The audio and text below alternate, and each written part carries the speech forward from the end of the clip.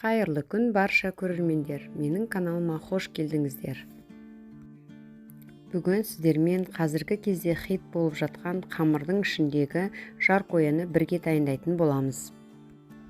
Бұл тағамның қамыры да жұп-жұмсақ және өте ыңғайлы, әрбір адамның алдына бір порциядан алып жегенге горшогымен бірге жейді дейді ғой, сондай тағам өте дәмді.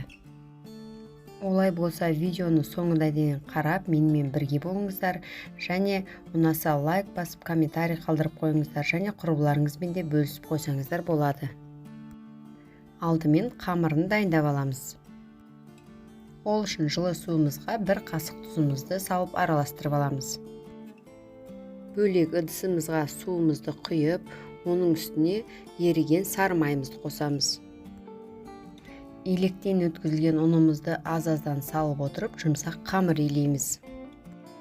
Міне осындай қолға жабыспайтын жұмсақ қамыр илейміз және бетін пленкамен жауып, жарты сағатқа тындырып қоямыз.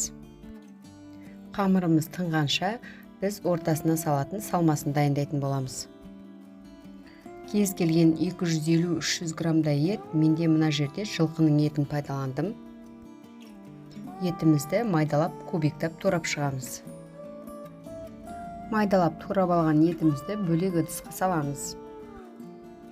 Келесі картоптарымызды да дәл солай кубиктап турап шығамыз. Бір қызанағымызды да дәл солай кубиктап тураймыз. Қызанақты міндетті түрде қосыңыздар.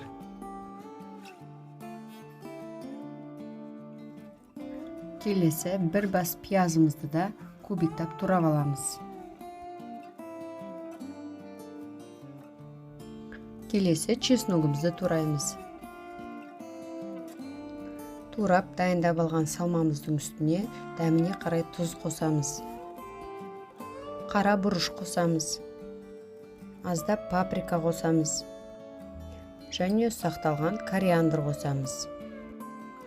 Үстіне туралған пиязымызды қосып, барлығын жақсылап араластырамыз. Жарты сағат тұрып тынған қамырымызды енді таразыға салып бөліп аламыз. Менде 6 бөлік шықты. Енді осы қамырларымызды оқтаудың көмегімен орташа қалыңдықта жайып аламыз.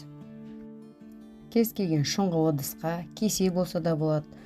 Қамырымызды саламыз, оның үстіне салмамызды саламыз және чесногымызды ұмытпаймыз, аздап сары майымыздан саламыз, сосын жақсылап тұрып бекітеміз. Противенге пергамент қағазын төсеп, дайын болған тағамымызды орнына астырамыз. Және қамырдан есіп қақпағын жасаймыз. Бетіне жұмыртқа жағамыз. Және қамырдан дөңгелектеп ұстайтын жерін жасауды ұмытпаймыз. 180 градуста қызып тұрған духовкамызға пісіріп аламыз.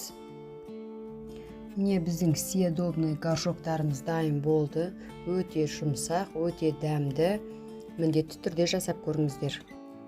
Сіздерге ұнайтынына сенімдімін. Алдыда әлі де неше түрлі рецепттермен сіздермен бөлісіп отыратын боламын. Сол үшін менің каналыма тіркеліп, қоңыраушаны басып қоюды ұмытпаңыздар. Ас болсын, сіздермен бірге болған меруерт.